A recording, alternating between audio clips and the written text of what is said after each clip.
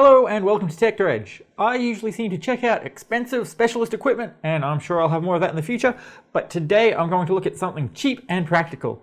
This is the Cooler Master Elite 120 ITX computer case.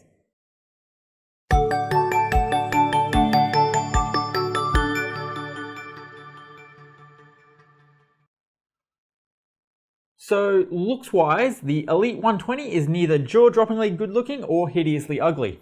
I will say it looks better in real life than it does in pictures though. The front is brushed aluminum with a Cooler Master logo dead center. Not my favorite logo in the world, but on this case it doesn't look half bad. To the left of the center is the main front I/O, two USB 2.0 ports and a headphone and microphone jack. To the right are the power and reset buttons above a USB 3.0 port. The top is black with a grill for air intake for the power supply. The left side is black with a grill for air intake for the graphics card. The right side is black with a grill for air intake from a side fan. The back is a relatively standard affair. There is space for a full-sized ATX power supply, a single water cooling tube grommet, and two expansion slots for a double-wide graphics card, which is most graphics cards these days. There's an extra grill for exhaust above the motherboard I/O. Taking the front bezel off will unveil the included 120mm fan. I have replaced the fan that came with the case with a Noctua NFF12 for silence, though replacing the fan isn't really possible. Or if it is, it's not obvious how to do it since you can't access the mounting holes. This Noctua fan is blue tacked on. You also have to take the front bezel off to remove the 5¼ inch bay cover, which I didn't realize until I broke the bay cover while trying to take it off from the inside. The outside of the case is held on by 3 thumb screws, and it all comes off in one piece for easy access to everything, which is really necessary in a case like this. The motherboard mounts directly to the bottom of the case and is fairly easy to work on. Depending on the way your motherboard is oriented, you might find it awkward to plug in things like your power switch since there's not a lot of room to work with. The 80mm fan is well positioned to blow air directly onto the motherboard, though it is noisier than I'd prefer, so I usually leave it unplugged in this computer. The room temperature where I live is currently about 40 degrees Celsius, so it's become necessary to turn it on.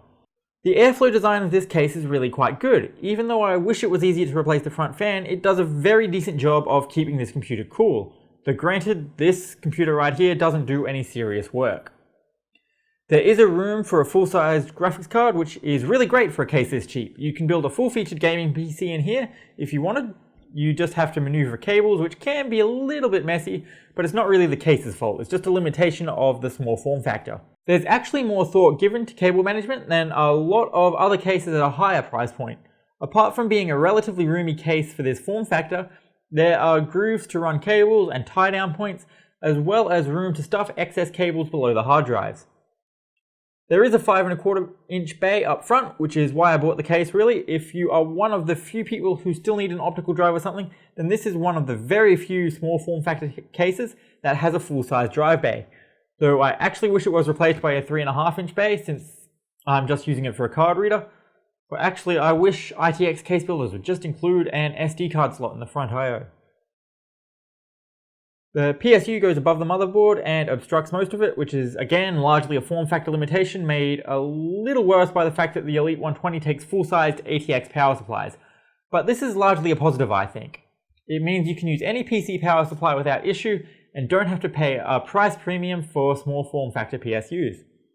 There is ample drive mounting space as well. Cooler Master includes these nifty little drive sleds that can hold 2 SSDs or laptop hard drives each, or you can remove the center of the sled and mount one 3½ inch drive instead.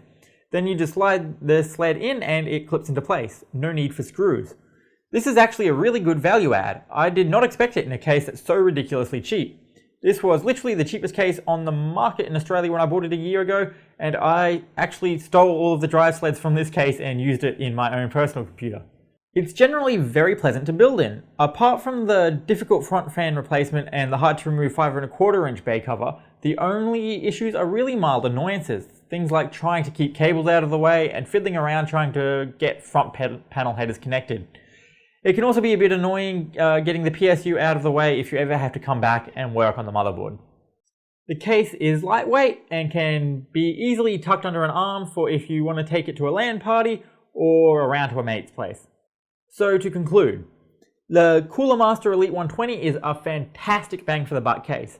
It's nothing revolutionary by any means, but it's easy to build in, offers all of the features needed for a full gaming PC, looks reasonably good, and it's small and portable.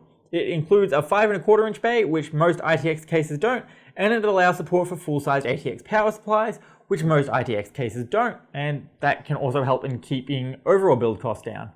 If you're on a budget, there's no reason not to get this case, and even if you have a bit more of a budget, there is enough value here to be compelling against more expensive cases.